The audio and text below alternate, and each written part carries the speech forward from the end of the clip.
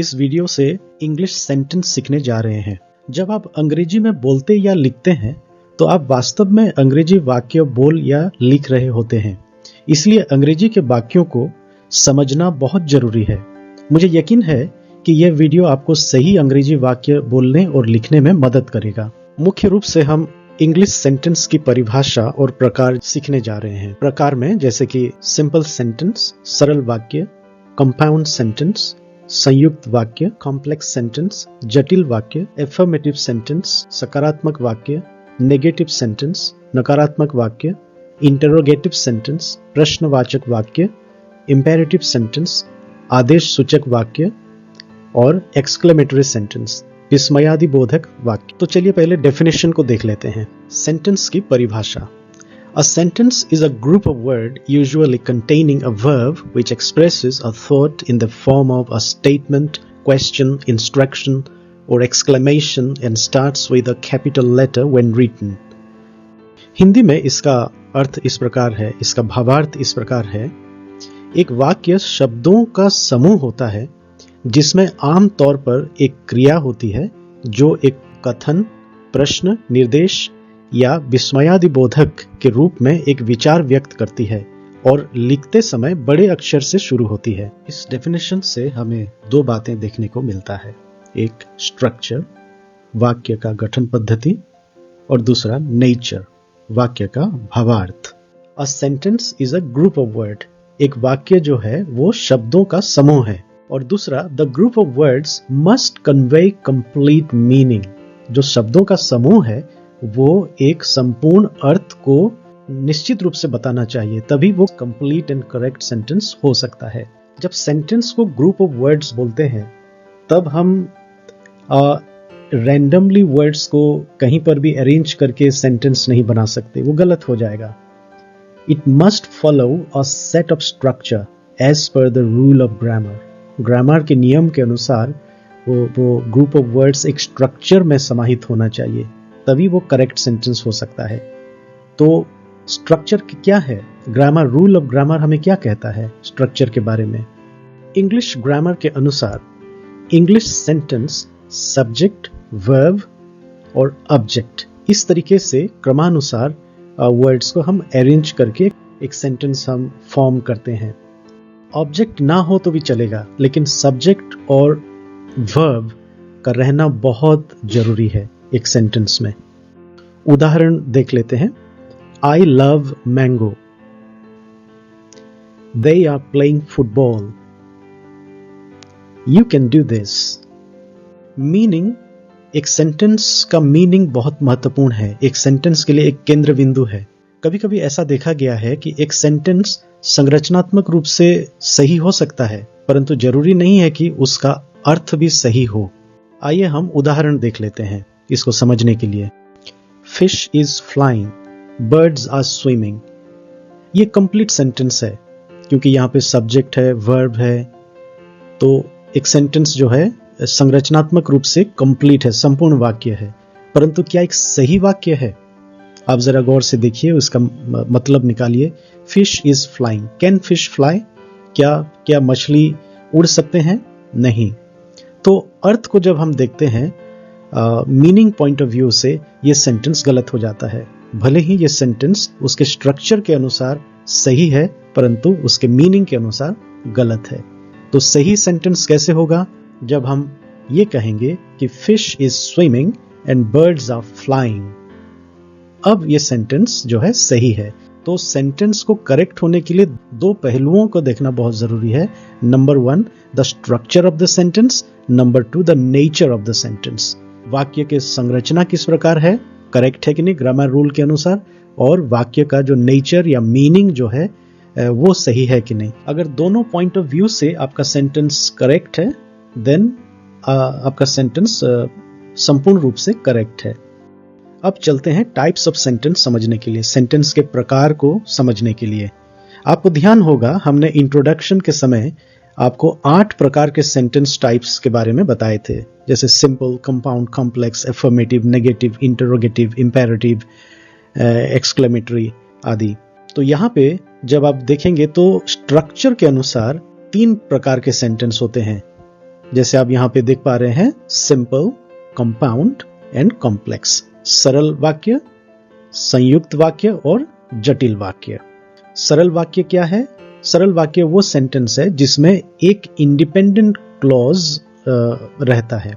एक सेंटेंस एक क्लॉज ही होता है, तो इंडिपेंडेंट मीन्स वो सेंटेंस अपने आप में स्वयं में कंप्लीट है, तो उसमें एक वाक्य रहता है मूल रूप से। अभी अभी जो उदाहरण को हमने देखा था वो सिंपल सेंटेंस के दायरे में आते हैं, जैसे कि fish is swimming, birds are flying, ये सिंपल सेंटेंस के दायरे में आते हैं, इनको हम सिंपल सेंटेंस कह सकते हैं। उसी प्रकार कंपाउंड सेंटेंस यानी कि संयुक्त वाक्य जो है वो वाक्य है जिसमें आमतौर पर एक संयोजन के साथ दो स्वतंत्र वाक्य खंड होते हैं। A sentence that contains two independent clauses, जिसमें एक कंजंक्शन के द्वारा क्या है, दोनों वाक्य खंडों को एक किया जाता है और वो एक वाक्य कहलाता है, तभी हम उसको कंपाउंड सेंटेंस कहेंगे। इसलिए उसका नाम भी कंपाउंड सेंटेंस है, क्योंकि दो वाक्य खंडों को हमने एक कंजंक्शन के द्वारा जोड़ा है और उसको एक सेंटेंस बनाया है। तो एक उदाहरण जब हम देखेंगे हमको ये क्लियर हो जाएगा। कॉम्प्लेक्स सेंटेंस कंपाउंड सेंटेंस से थोड़ा डिफरेंट है। कैसे? कि इसमें क्या होता है, एक इंडिपेंडेंट क्लॉज रहता है और एक डिपेंडेंट क्लॉज रहता है। दोनों इंडिपेंडेंट और डिपेंडेंट क्लॉज मिलके एक सेंटेंस बनाते हैं, तब इसको हम कॉम्प्लेक्स सेंटेंस कहते हैं। एक वाक्य जिसमें एक स्वतंत्र उपवाक्य और एक आश्रित उपवाक्य क्या है, जुड़े रहते हैं। उदाहरण देख लेते हैं। Whenever it rains, I like to wear my blue coat. If you ask, I will give you. यहाँ पे देखिए क्या है, whenever it rains एक क्लॉज है, I like to wear my blue coat another clause है। यहाँ पे इंडिपेंडेंट क्लॉज कौन सा है? Can you guess? Whenever it rains, ये पार्ट में इंडिपेंडेंट क्लॉज है। I like to wear my blue coat, जब बारिश होती है तब मैं ब्लू कोट पहनता हूँ, तो इसका मतलब है कि मेरा ब्लू कोट पहनना किस पर आश्रित है? बारिश होने पर। तो यहाँ पे I like to wear my blue coat is a dependent clause and whenever it rains is an independent clause, and इसको किसने जोड़ा है? Whenever it rains I like to wear my blue coat. So यहाँ पे दो clauses हैं, परंतु एक इंडिपेंडेंट और एक डिपेंडेंट क्लॉज, इसीलिए इस वाक्य को कॉम्प्लेक्स सेंटेंस कहेंगे। उसी प्रकार if you ask I will give you, यहाँ पे आई विल गिव यू ये डिपेंड करता है यू आस्क के ऊपर। जब तक आप पूछेंगे नहीं तब तक मैं नहीं दूंगा।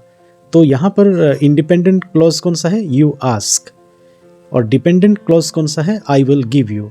तो इस तरीके से क्या है, कॉम्प्लेक्स सेंटेंस क्या है, एक इंडिपेंडेंट क्लॉज और एक डिपेंडेंट क्लॉज साथ में जोड़े जाते हैं और एक वाक्य बनाते हैं।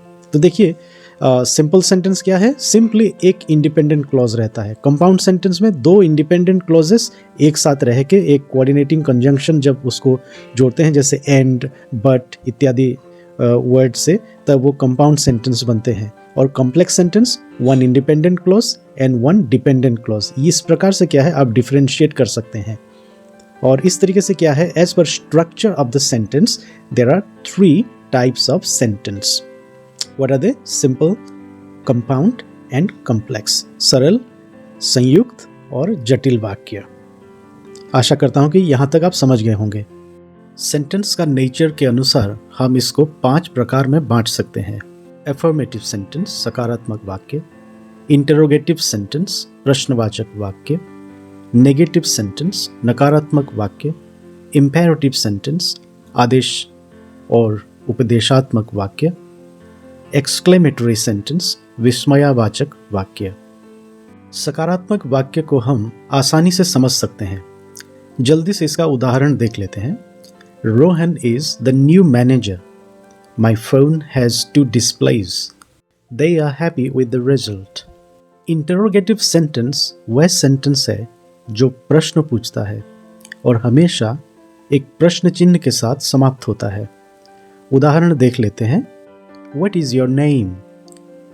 He is happy, isn't he? How much did you score in tests?